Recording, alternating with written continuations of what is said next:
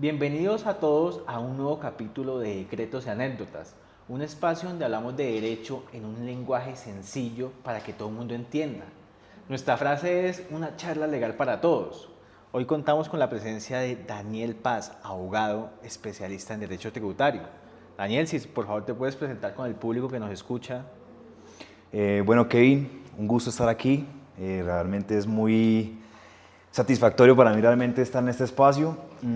Así como estabas diciendo, soy abogado profesional, especialista en Derecho de los Negocios de la Universidad Externado de Colombia y próximo ya a culminar mi programa de especialización en Derecho de Legislación Tributaria en la Universidad Autónoma Latinoamericana de Colombia. Sí.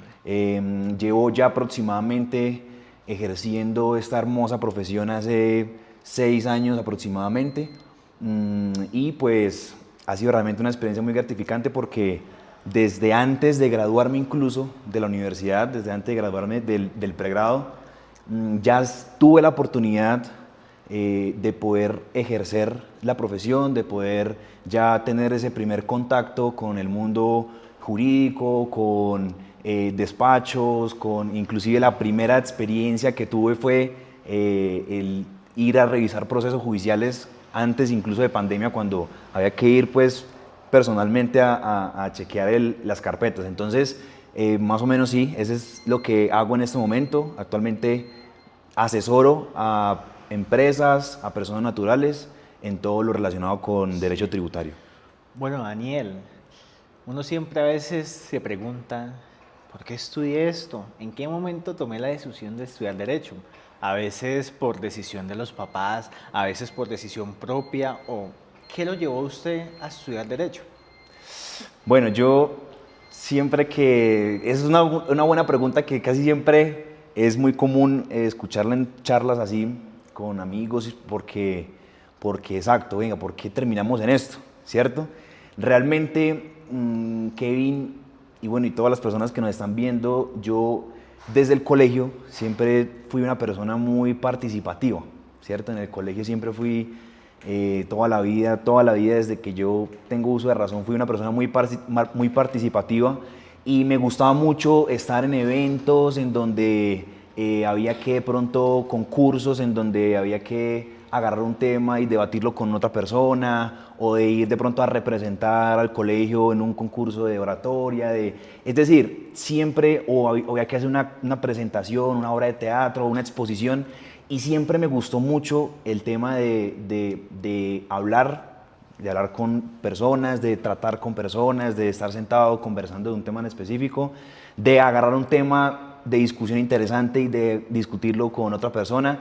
Siempre me pareció muy interesante eso y ese papel siempre como de abogado. Incluso recuerdo que en el colegio cuando a veces nos pedían hacer exposiciones, la gente me molestaba mucho porque a veces llegaba, me colocaba un saco que tenía mi papá con una corbata negra con rayas blancas y yo iba a las exposiciones así. Entonces la gente se reía y decía, pues, este man que pues, usted Sí. está en el colegio, pues. Se lo está tomando como muy en Se lo serio, está tomando ¿no? muy en serio, exacto. Sí.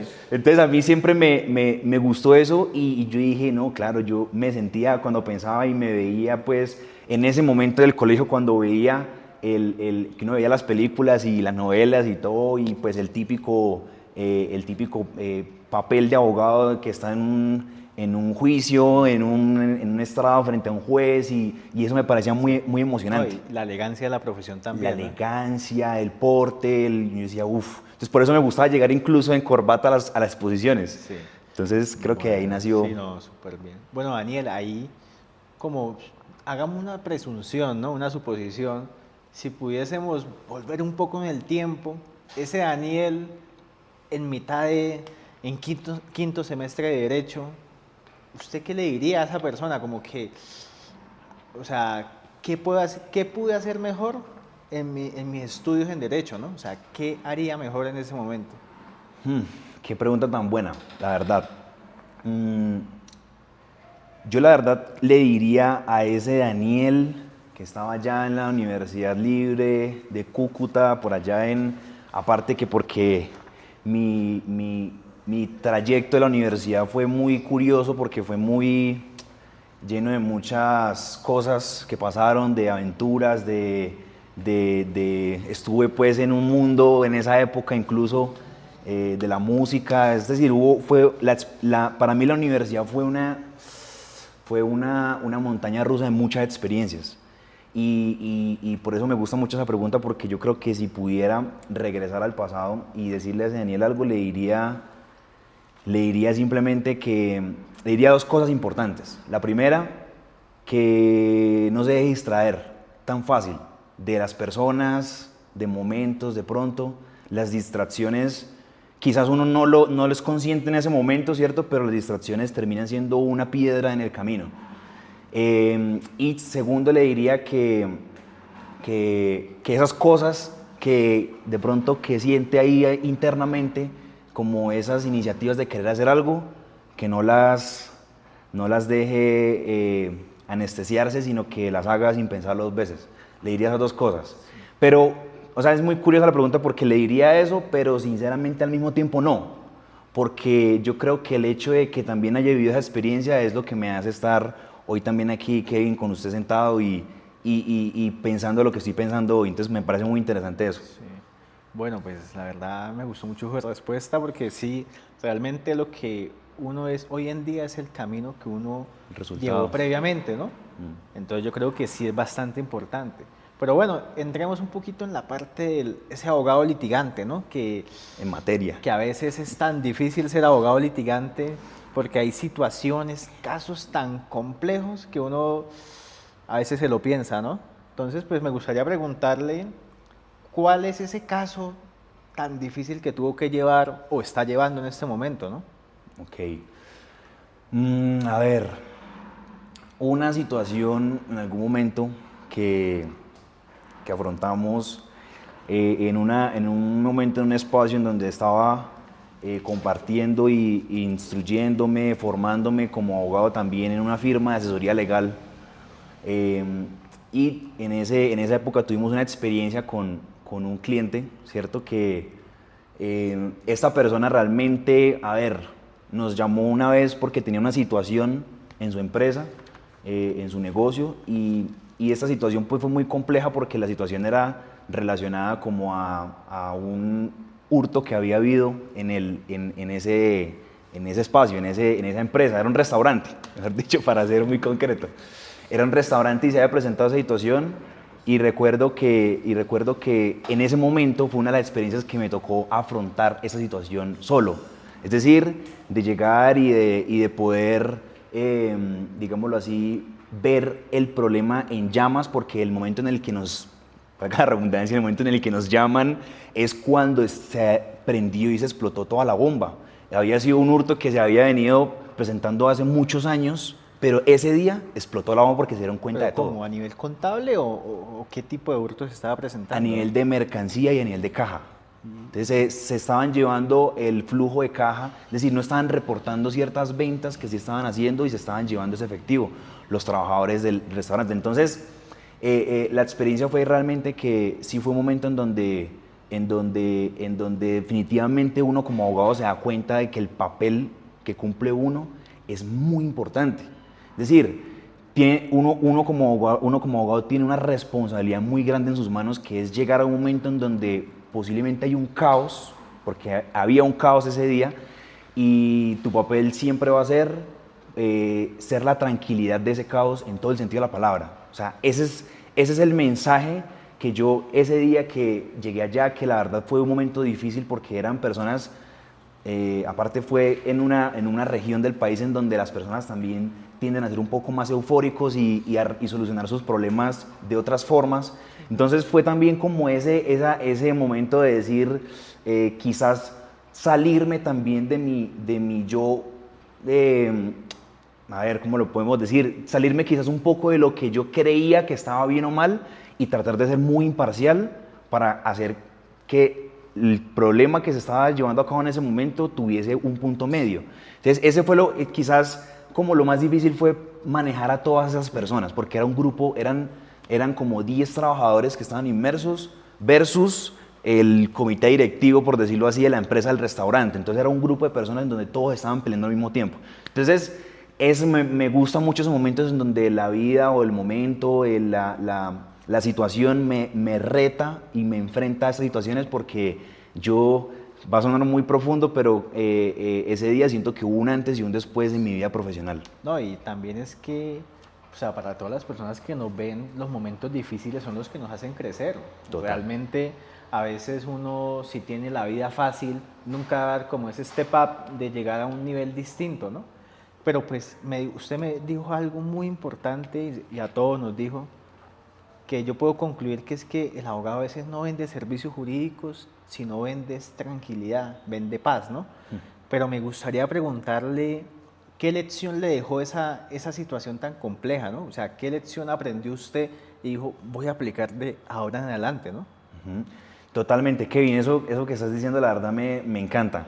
Eso creo que ese tiene que ser el foco, el propósito de un abogado, o sea, alguien que se lance a esta aventura, a este mundo tan emocionante, tan increíble, tiene que saber que su foco es transmitir tranquilidad, porque el abogado es un solucionador de problemas dinámico, permanente. Entonces, una persona tiene que saber que tiene que causarle tranquilidad a otra persona. Yo, ahora que hice eso, Kevin, y volviendo a esa experiencia de ese día, mi lección realmente fue esa. Quizás en ese momento intenté de pronto, pues por toda la situación y por todo el contexto, intenté de pronto ponerme en desacuerdo con cosas que estaban sucediendo en la realidad. Uno muchas veces, pues uno es humano, ¿cierto? Uno detrás de esto, pues es humano también. Entonces, obviamente, se encuentra en situaciones en donde uno dice, uy, esto no me parece. O sea, independientemente incluso de lo que esté diciendo la ley, la norma, lo que sea, pero a mí esto no me parece. Y es un juego como de razón, emoción, que uno dice, venga, ¿qué? Y esos momentos en donde, que pasó ese día, es en donde uno dice, me tengo que salir un poquito de eso, ¿cierto? De esa lucha, razón, emoción, y colocarme en ese traje de que lo que estamos hablando. Yo vengo a traer tranquilidad aquí. ¿Sí? No vengo a agrandar más el problema, no lo puedo agrandar más, al contrario, tengo es que dirimirlo, tengo que, hey, tranquilos. Es decir, que las personas cuando digan llegó el abogado, hey, llegó lo tranquilo, llegó la tranquilidad. Eso es lo que aprendí ese día. Súper bien, ¿no, Daniel? Y pues para todas las personas que nos escuchan, pues algunas personas se identificarán con estas situaciones complicadas y difíciles que pasamos todos los seres humanos. Pero bueno, ya llegando un poco más al tema, un poco más polémico, ¿no? Porque siempre pues, nos gusta hablar de temas polémicos, ¿no? Sí. El exdirector de la DIAN, famoso Mr. Taxes, sí hizo una buena gestión, no la hizo porque pues esta persona se volvió muy viral, ¿no? Pues Sí. por sus consejos, como por su manera de hablar sobre impuestos, sobre el tema tributario, ¿no? Pero pues, ¿qué percepción tiene usted sobre la gestión de este señor? Kevin, mire, ese señor Mr. Taxes creo que es una figura, realmente es una figura porque así como dice, es una persona que fue muy polémico y muy visto, muy hablado, muy mencionado porque sí, tiene un estilo muy particular, incluso hasta de vestir, bueno, en general, pero tiene un estilo muy particular, pero hablando más de esa gestión y quizás Kevin, ahora qué chévere que estamos hablando de esto, porque cuando uno se pone a pensar y hablar de esto, a ver, uno no se pone a analizar de pronto tan detenidamente la gestión de todos los directores de la DIAN que de los últimos 5 años. Es una pregunta puntual sobre Mr. Taxes porque fue una persona que de cierta forma, muchas personas lo conocieron, muchas personas lo vieron, gente que no tenía ni idea de qué son los impuestos, pero lo conocieron porque él se metió pues en la red digital, por decirlo así, y la gente lo logró localizar por eso. Pero en cuanto a la gestión, Kevin, yo pienso que, a ver, esa gestión está como amarrada a esas metas o esos objetivos que traza el mismo gobierno en los periodos, ¿cierto? En los periodos que dura cada gobierno.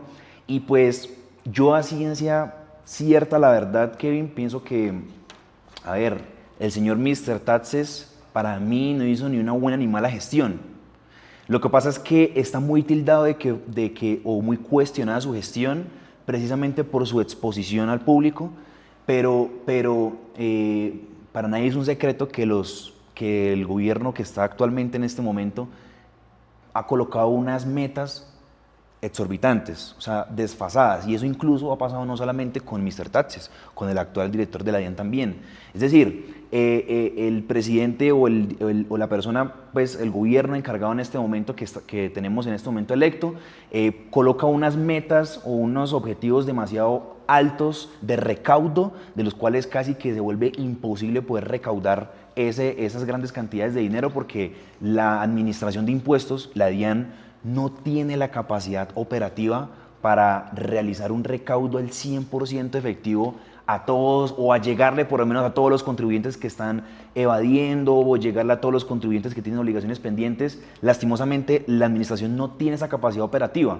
Entonces, por eso vuelvo a la respuesta como que pues ni buena ni mala gestión, porque pues creo, a mi concepto, que hizo lo que estuvo dentro de su alcance y dentro de su capacidad operativa que la misma administración le dio, y pues comparándolo a esas metas tan grandes, pues cualquiera dice, uy, no lo cumplió, pero pues qué tan eficiente es alcanzar esas metas en una realidad de esas. Es Sí. como el... Bueno, Daniel, y ya que estamos hablando de impuestos, de temas tributarios, me gustaría preguntarle, ¿usted qué opina de esas personas que tienen que facturar IVA y dicen, no, no lo voy a hacer o me quedo con ese dinero? ¿Qué impacto tiene esa decisión jurídica en la vida de ellos? Porque pues para nadie es un secreto que ese dinero es del Estado, pero pues la persona es consciente que ese dinero es del Estado. Kevin, eso, qué tema tan importante, porque hay un desconocimiento increíble en esto.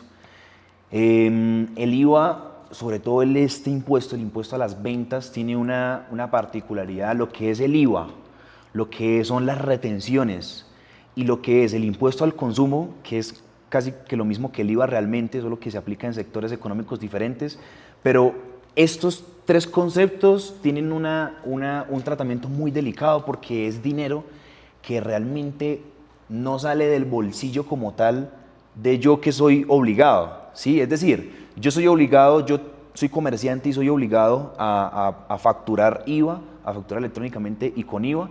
Entonces, el IVA no, es un dinero que nunca es mío. O sea, yo soy obligado, pero es porque yo realmente tengo, el gobierno me dice, venga, ese IVA que es mío, ¿cierto? Que realmente es mío, pero como usted es el que está haciendo sus negocios ahí, yo no tengo la capacidad, volvemos a lo que dijimos ahorita, no tengo la capacidad para estar recaudando ese IVA todo el tiempo cada vez que se causa, cada vez que hay un consumo, es imposible. Entonces hágame el favor usted y recójamelo y me lo entrega, pero hágame el favor, o sea, eso nunca está en su bolsillo. Como diferente al impuesto de renta, que es que sí yo tengo que sacar de mi bolsillo un pedazo de mi torta para entregarle eso que le corresponde a él, ese 35% si soy empresa. Pero en este caso el IVA realmente nunca es mío, es del mi cliente, que se lo cobré, se lo recojo y realmente de ahí tengo que pasárselo a la DIAN. Entonces, ¿por qué explico esto, Kevin? Porque es importante que la gente entienda que ese dinero no es mío, no es mío. Y por eso es que es el tratamiento tan delicado. ¿Cuál tratamiento delicado? El IVA, el incumplimiento del IVA, de las retenciones y del impuesto al consumo tiene consecuencias penales. O sea, el Estado me puede perseguir a mí penalmente, me puede meter a la cárcel porque no le pagué el IVA o porque no le pagué retenciones. Las retenciones, por ejemplo, las retenciones, que es como ese anticipo que hace un contribuyente para su impuesto de renta. O sea, yo, empresa, le retengo un pedazo a usted que le estoy pagando algo, yo contraté a alguien y le hice un pago y mi deber es hacer una retención. Entonces, esa retención, lo mismo, no es mía, es de él. Ahí ni siquiera es del Estado tanto, ahí es de él, del contribuyente, de mi cliente. Yo no me la puedo quedar y decir chao, pues le estoy robando directamente al cliente en la cara. Entonces, por eso, con lo que es impuesto al consumo, IVA y retenciones, el tratamiento es muy delicado y es un tratamiento penal, porque estamos hablando de que hay un hurto. Es decir, pues si usted se está quedando con esa plata que es mía, pues me está robando. Sí, porque realmente no es dinero de uno, sino es el patrimonio del Estado, ¿no? Exactamente, es patrimonio del Estado. Y la gente debe entender esto, no para que no venda, no para que cierre sus negocios, su empresa, no, para que lo entienda y lo empiece a manejar con estrategia y sepa que tiene una obligación que tiene que cumplir, pero que hay un periodo en el que tiene que declararlo según unas condiciones. Entonces puede ser bimestral, puede ser cuatrimestral o puede ser anual, y la gente juega con eso, Kevin. O sea, cuando la gente entiende eso, cumple, porque sabe que tiene una consecuencia grave, pero adicionalmente juega con eso y dice, pues esto me puede dar flujo según mi operación, o esto lo puedo colocar en un CDT, me genera rendimientos. Es decir, hay infinidad de opciones, pero lo importante es cumplir. Sí. Bueno, Daniel, ya que seguimos hablando de derecho tributario, me gustaría preguntarle, ¿usted qué le diría a una persona, un abogado que quiere estudiar derecho tributario? Porque muchas veces pasa de que uno dice, no, soy abogado, pero quiero estudiar derecho laboral, me especializo en derecho laboral o penal, pero cuando estoy en la especialización no es lo que yo pensaba o es un tema totalmente distinto. En derecho tributario, pues algunas personas pensarán que, uy, esto es un tema de números, hay que estudiar números, hay que saber temas contables. ¿Usted qué le diría a una persona que va a empezar a estudiar una especialización en derecho tributario? Kevin, me encanta esa pregunta. Un profesor, y voy a responder con lo que una vez me enseñó un profesor en una clase, se me quedó y nunca se me va a olvidar. El derecho tributario es un estilo de vida, es un estilo de vida. O sea, tienes que desayunar tributario, almorzar impuestos, cenar impuestos, soñar con impuestos. Es un estilo de vida porque el derecho tributario, Kevin, incluso yo pienso que en general, a nivel general incluso, o sea, si uno de verdad quiere meterse en algo, yo siento que uno tiene que desayunar, almorzar y cenar eso, ese algo, y soñarlo y obsesionarse con eso. Pero específicamente el derecho tributario es una rama del derecho que tiene muchos espacios grises, muchos. Bueno, en derecho, usted sabe que en derecho en general igual hay muchos vacíos y etcétera, pero en tributario, en esta rama tributaria, hay muchos vacíos, muchos grises, muchas incógnitas, muchos puntos suspensivos. Y para mí, una persona que quiera estudiar derecho tributario tiene que ser una persona curiosa, que quiera desenredar eso, que quiera entrar en esos espacios grises, así no entienda incluso muchas cosas y le Bueno, guste eso. ahí también aplica la hermenéutica jurídica, ¿no? Que es un método de interpretación de la norma, ¿no? Eso. El que le gusta la hermenéutica, ya lo sabe, ¿no? Tiene un buen inicio. Sí. Tributario es lo suyo. Total. Bueno, Daniel, pero entonces me gustaría como preguntarle una experiencia curiosa, algo simpático que le haya pasado con un cliente, no sé, necesito que esta fiesta me sirva como deducible, o sea, algo curioso que haya sucedido, ¿no? Ok. A ver, una vez sí me pasó algo con una persona, un emprendedor, que, fue muy chistoso realmente porque eso fue incluso tema de ejemplo en una clase después, pero con un emprendedor una vez estábamos haciendo o planificando como tal su situación o su operación tributaria del siguiente año y estábamos ahí como en esas conversaciones y hay muchas personas, esto es bien importante porque hay muchas personas emprendedores, empresarios, que de pronto no son capaces tampoco de percibir al 100% el mensaje que uno de pronto o la enseñanza que uno quiere, o sea, es decir, hay personas que no se dejan tampoco, no se dejan enseñar al 100%, ¿sí? No sé cómo de pronto hacerlo expresar muy fácil para que sea muy entendible, pero hay muchas personas que es difícil el trato porque de pronto dicen, se cierran a lo suyo, ¿cierto? Esta es mi forma, esta es la forma, pero ¿por qué me vienes a cambiar algo cuando yo llevo X cantidad de tiempo haciéndolo así y me ha funcionado? Y me dice, pero es que te ha funcionado porque has tenido suerte, pero eso no funciona así. Mañana O no. sea, son personas que no les gusta innovar, ¿no? Exacto. Son personas muy conservadoras en la dinámica, en cómo han manejado sus cosas. Y sí, a muchas personas les ha funcionado, pero hay muchas personas que están en desconocimiento de muchas cosas. Precisamente el trabajo de nosotros es culturizar, enseñar, formar, no para que dejes de hacer lo que estás haciendo, síguelo haciendo, pero entiende lo que está pasando. Eso es un juego. Eso es un juego, yo a todas las personas les digo esto, es un juego de póker. Y veámoslo como un juego de póker porque es un juego estratégico, porque también hay que ver cómo las caras de las personas, es un juego muy interesante. Pero para uno ganar un juego de póker tiene que conocer las reglas del juego, de qué es lo que tengo que hacer aquí, qué es lo que estamos haciendo, cuál es el objetivo de este juego, y tengo que conocer para qué sirve cada carta que tengo en mi mano. Eso es demasiado importante. ¿Para qué? Para saber cuál saco, en qué momento la saco y cómo la saco. Eso es lo elemental. Entonces, para mí realmente un momento de pronto curioso es con este cliente, con esta persona que quizás suele ser así,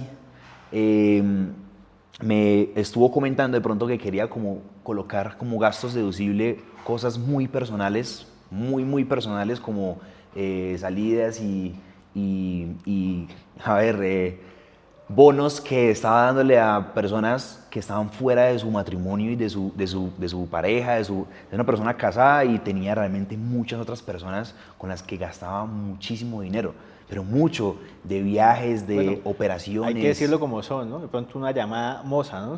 Una querida moza. Sí. Pero sí, exacto, la moza, Ama de la compañía. dama de compañía, bueno, la sustituta. Pero fue difícil quizás entrar a explicarle al cliente que sí hay formas, o sea, uno no puede llegar como tan de frente a decir, mire, no me gané toda esta cantidad porque tuve que pagar esa cirugía acá, porque le pagué un viaje a mi moza, porque pues eso no tiene sentido, porque para que hayan unos gastos y unos costos debe haber una relación de causalidad, de necesidad, de proporcionalidad. Entonces, me parece muy simpático de pronto o muy curioso encontrarse con este tipo de personas que dicen que no, ¿cómo así? No, yo lo necesito hacer porque sí, porque esa es la realidad de lo que está pasando. Entonces es como esa experiencia de intentar entrar en la cabeza de la persona y cambiar ese pensamiento.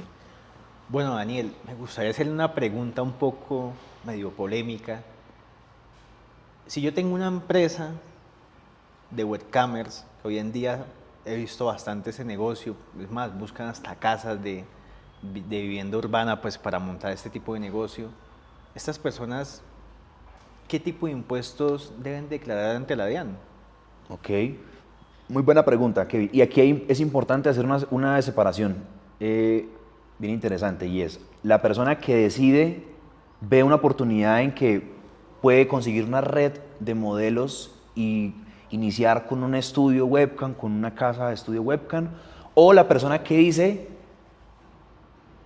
me tengo mucha fe y voy a lanzarme como modelo webcam, ¿cierto? Que es el mismo gremio, la misma, no actividad, pero es el mismo sector, pero dos actividades diferentes, y el impacto tributario es diferente también. Entonces, una persona que decida en la primera opción colocar una empresa, montar una empresa de estudios webcam, va a tener que asumir las responsabilidades fiscales que tiene cualquier empresa. Ahora, depende de si va a iniciar como persona natural, que puede hacerlo, o si va a iniciar directamente como una persona jurídica, con una sociedad de acciones simplificadas, una sociedad anónima, o como lo que quiera. Entonces, dependiendo de esto, se va a determinar cuáles van a ser sus responsabilidades tributarias. Pero, por ejemplo, si decide empezar como persona jurídica, como una SAS, por ejemplo, va a ser responsable de impuesto de industria y comercio, va a ser responsable de facturar electrónicamente, va a ser responsable, bueno, aquí hay un tema, por ejemplo, de IVA que hay que entrar a analizar bien, porque depende de cómo se estructure el modelo de negocio, va a depender la forma, o la forma no, o va a depender su responsabilidad con el IVA. Porque hay unas exenciones con IVA de que si estás exportando servicios, pues tienes una exención, es decir, que sí eres responsable, pero una tarifa cero, eso tiene un impacto también en la empresa. Es decir, realmente es importante siempre conocer que la persona que vaya a iniciar con este mundo o esta unidad de negocio, es importante conocer que, primero, dependiendo de yo en qué calidad de qué lo voy a hacer, ¿cierto? Si va a ser como persona natural o como persona jurídica, dependiendo de eso me va a impactar de forma legal y tributaria mis responsabilidades, ¿cierto? Pero si vamos un poco ahora al otro lado de la moneda, que es la persona que dice, voy a lanzarme como modelo, ¿cierto? Que hay muchas personas hoy en día que están en esta situación. Esas personas tienen un poco de, a ver, llamémoslo una ventaja, quizás, porque hay posibilidades de que en un inicio puedan moverse de una forma muy estratégica. Primero que todo, no es necesario que un modelo crea una sociedad, una persona jurídica, lo puede iniciar como persona natural, y esto le va a evitar muchos trámites o costos administrativos innecesarios. Puede aprovechar beneficios como, por ejemplo, no facturar electrónicamente, ¿cierto? Hasta cierto tope, hasta que cumpla las 3.500 VTs. Pero sobre todo, hay una particularidad, y es que estas personas, lo que decíamos ahorita, tienen unos beneficios, como por ejemplo con el tema de IVA, que es las personas que exporten servicios, ¿cierto? Tienen una exención, y es que no cobran IVA, ¿cierto? Pero sí son responsables de IVA. Y esto trae un beneficio para las personas porque eso hace que si ya tienen una operación muy grande o muy movida, puedan facturar los servicios que realicen, ¿cierto? Como exportación, porque normalmente esos servicios son para plataformas digitales que están en otros países. Entonces, si se está verificando que se está haciendo una exportación de servicios y yo estoy facturando electrónicamente, a mí la ley me da la posibilidad de que yo pueda tomarme un IVA descontable. Es decir, si yo modelo estoy incurriendo en unas compras como en mis materiales, en mis equipos, cámaras, maquillajes, lo que sea, y yo estoy teniendo un gasto o un costo en IVA, me da la posibilidad la ley de que soy responsable, pero no estoy cobrando IVA realmente, es decir, no es que le tenga que recaudar y pagar, pero tengo IVA exento y eso me da el beneficio a mí de que yo pueda tomarme el IVA descontable, es decir, de que yo le pueda decir a la DIAN, a la administración, que ese IVA que ya pagué en todos esos productos, me los devuelva, porque eso realmente no lo tengo por qué pagar yo. O sea, eso realmente es algo que yo estoy agarrando para prestarle un servicio a una persona. O sea, realmente eso lo está disfrutando otra persona, que es la que me está viendo. Entonces, qué chévere la pregunta, Kevin, porque es importante ver en todo el panorama para esta unidad de negocio, que es muy interesante, pero hay que ver en qué posición está, ¿cierto? Y qué pretende hacer también con esta unidad de negocio, qué se está proyectando, hasta dónde quiere llegar. Perfecto. Bueno, si alguien quiere ser webcamer, pues ya tiene las pautas, ¿no? Total. Bueno, Daniel, me gustaría ya para finalizar hacerle una pregunta que siempre le hago a todos los invitados, ¿no?